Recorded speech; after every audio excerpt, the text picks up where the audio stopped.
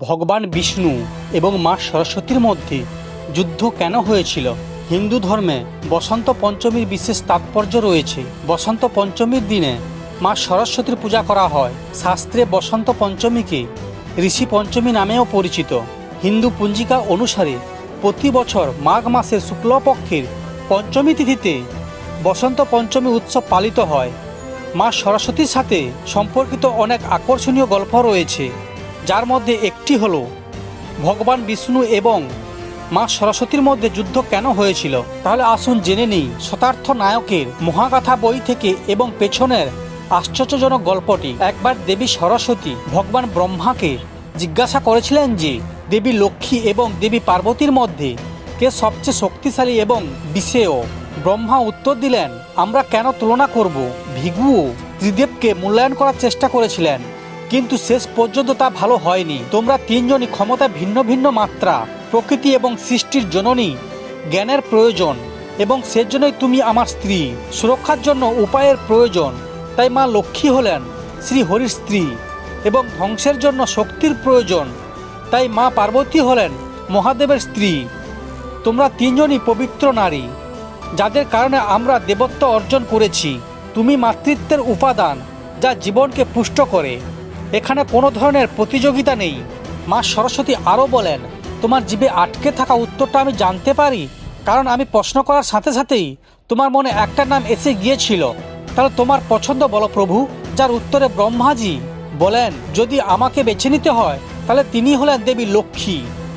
এই কথা শুনে মা সরস্বতী চুপ হয়ে গেলেন। পরের দিন কেউ তাকে খুঁজে পেলেন। ব্রহ্মাজি সর্বত্র অনুসন্ধান করলেন, কিন্তু কিছুই পেলেন না। দেবী দেবতাকে পরিত্যাগ করেছিলেন। কয়েকদিন পর সমস্ত দেবতা পৃথিবীতে আবির্ভূত হলেন। ব্রহ্মাজি একটি যজ্ঞ করেছিলেন এবং সমস্ত দেবতা সেই যজ্ঞে অংশগ্রহণের জন্য সমবেত হয়েছিলেন। যজ্ঞ বেদিটি একটি সুপ্ত ভুজাকার তারার আকারে নির্মিত হয়েছিল, যার প্রতিটি কোণে 7 ঋষির একজন বসেছিলেন। গঙ্গার তীর থেকে জল, ইন্দ্রের বাগান থেকে ফুল আনা হয়েছিল। অগ্নিদেব বেদিতে প্রজ্বলন করেছিলেন এবং বায়ুদেব অগ্নিশিখাকে পুষ্ট করেছিলেন, এবং ভগবান বিষ্ণু তার শঙ্খ বাজিয়েছিলেন এবং ভগবান শিব তার ডুমরু বাজিয়েছিলেন। নারদজি যখন যজ্ঞজপ করছিলেন তখন তিনি হতবাক হয়ে গেলেন। মা সরস্বতীর আগে আবির্ভূত হলেন। তারপর একটা বীণার শব্দ প্রতিধ্বনিত হতে শুরু করলো এবং সব শব্দ নিভে গেল। মা সরস্বতী এমনভাবে আবির্ভূত হলেন যা আগে কেউ দেখেনি। বীণার যন্ত্রণায় কাতরাচ্ছিলেন এবং রাগে গর্জন করছিলেন। সরস্বতীর আঙ্গুল থেকে রক্ত ঝরছিল, তার চোখ জল করছিল। বীণার কাঁপনে 3 জগৎই কাঁপতে লাগলো। সে তার যন্ত্রটিকে অস্ত্রে রূপান্তরিত করেছিলেন। সঙ্গীতটি যেন এক অশুভ শব্দের মতো শোনাচ্ছিল। হঠাৎ মহাবিশ্ব এমনভাবে কম্পিত হতে লাগলো যে কেউ যেন মেরুদণ্ড ভাঙছিল। মা সরস্বতীর বীণার একটি সুতো ছিঁড়ে গিয়েছিল। তারপর ব্রহ্মাজি মা সরস্বতীকে থামতে অনুরোধ করলেন। তখন মা সরস্বতী বলেন, আমি কি তোমার কথা শুনবো আর তুমি আমাকে অপমান করতে থাকবে? প্রথমে একান্তে, তারপর জনসমক্ষে আমি দেখতে পাচ্ছি যে এখানে শ্রীহরি মা লক্ষ্মীর সাথে বসে আছেন, মা পার্বতী মহাদেবের সাথে আছেন, ইন্দ্র ও ইন্দ্রাণীও একসঙ্গে, অগ্নি তার স্ত্রীর সঙ্গে বসে আছেন, কিন্তু কেউ তোমার সাথে নেই।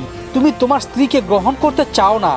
আরও ব্রহ্মাজি মহা সরস্বতীকে উত্তর দিতে গিয়ে বলেন, আমি তোমাকে সর্বত্র খুঁজেছি, কিন্তু কোথাও তোমাকে পাইনি। আমি আশা করেছিলাম যে তুমি আজ অবশ্যই ফিরে আসবে, এবং তুমি সত্যি এসেছো। আমার সাথে থাকো, আমার হাত ধরো, যাতে তোমার যজ্ঞ শুরু করতে পারি। যার জবাবে মা সরস্বতী রুদ্ধ হয়ে বলেন, আমি এই যজ্ঞ ধ্বংস করতে এসেছি। সকল দেবতা ভয় পেয়ে গেলেন। ব্রহ্মা ভুকুটি করলেন, হ্যাঁ, আমি সত্যি নই যে নিমন্ত্রিত না হওয়ায় যজ্ঞের আগুনে ঝাঁপ দিয়েছিলেন। আমি সরস্বতী এবং আমি এই যজ্ঞ ধ্বংস করব। তখন ব্রহ্মাজি উত্তর দিলেন, আমরা ব্রহ্মাণ্ডের কল্যাণের জন্য যজ্ঞ করছি। আমি জানি তুমিও এই জিনিস চেয়েছিলে। আমার প্রতি তোমার রাগ যেন অন্যদের প্রতি তোমার করুণার ওপর বিরূপ প্রভাব না ফেলে। দেবী সরস্বতী দেবী লক্ষ্মীর দিকে ইঙ্গিত করে বললেন, তুমি আমায় ছেড়ে তাকে বেছে নিয়েছো, অর্থাৎ জ্ঞানের চেয়ে সম্পদকে, সৃজনশীলের চেয়ে সমৃদ্ধি, আধ্যাত্মিকতার চেয়ে বাস্তববাদ। আমি দেখতে চাই ওরা সবাই মিলে তোমার যজ্ঞ রক্ষা করতে পারবে কিনা। যতক্ষণ আমি উপস্থিত আছি ততক্ষণ এগুলোর প্রয়োজন হবে না। একটি কণ্ঠস্বর প্রতিধ্বনিত হলো। দেবতারা দেখতে লাগলেন মা সরস্বতীও তা দেখতে পেলেন।